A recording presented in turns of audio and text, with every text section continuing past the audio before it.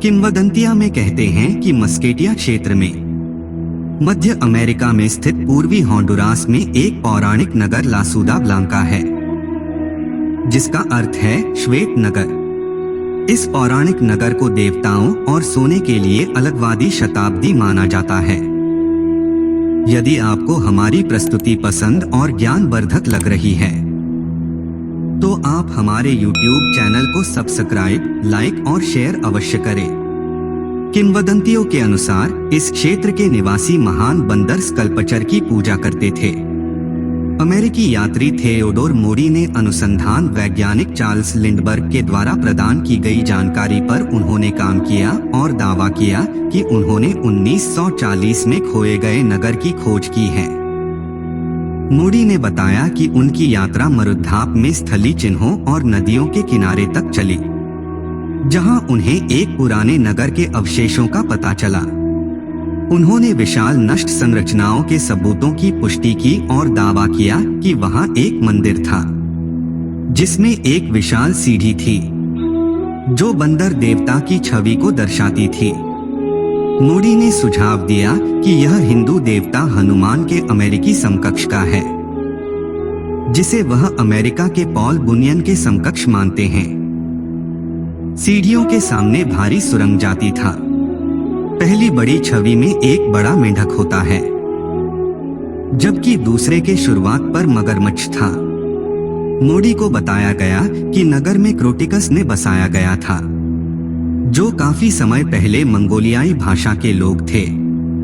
मोडी और ब्राउन ने हजारों साल पुरानी वस्तुओं की खोज की थी, जिसमें बड़े हिस्से को न्यूयॉर्क सिटी में स्थित है, जिसको foundation museum of the American Indian के संग्रह में शामिल किया गया।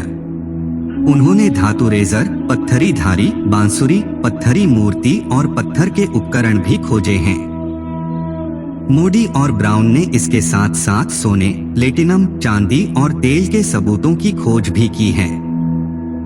ह्यूस्टन विश्वविद्यालय और लेजर मैपिंग के राष्ट्रीय केंद्र के शोधकर्ताओं ने मस्केटिया क्षेत्र में उड़ान भरी और पुराने पिरामिडों से युक्त एक प्लाजा के सबूतों की खोज की है, जो अब वन द्वारा पुनर्स्थापित किए जा रहे हैं।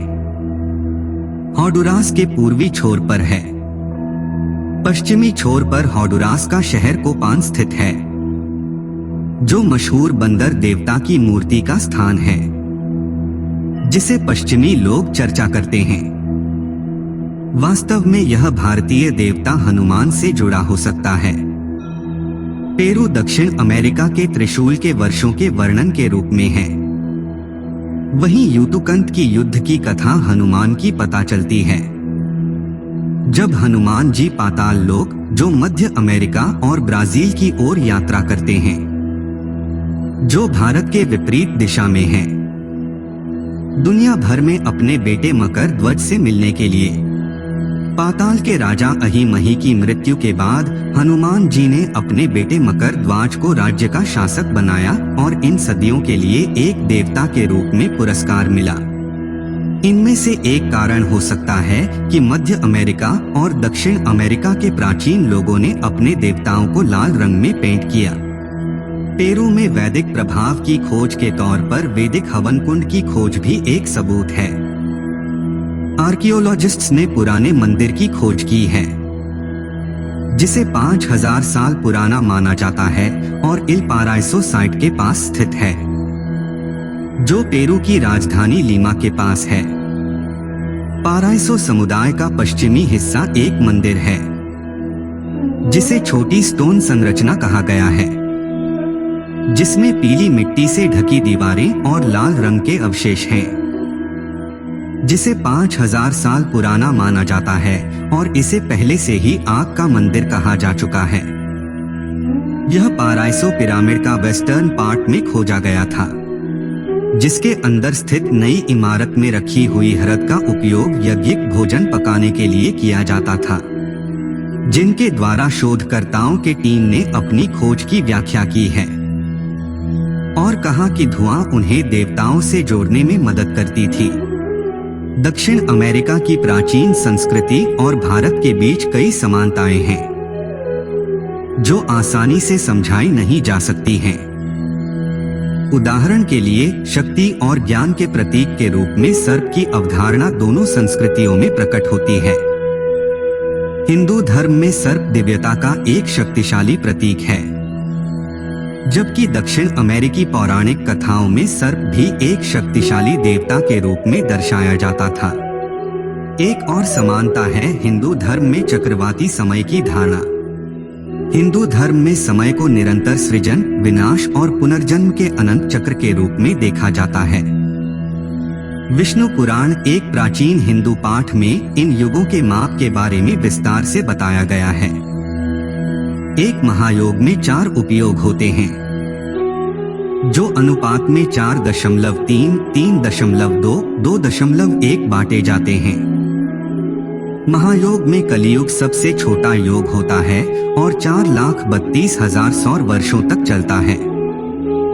इसके बाद द्वापर युग होता है जो 8,64,000 वर्ष तक चलता है।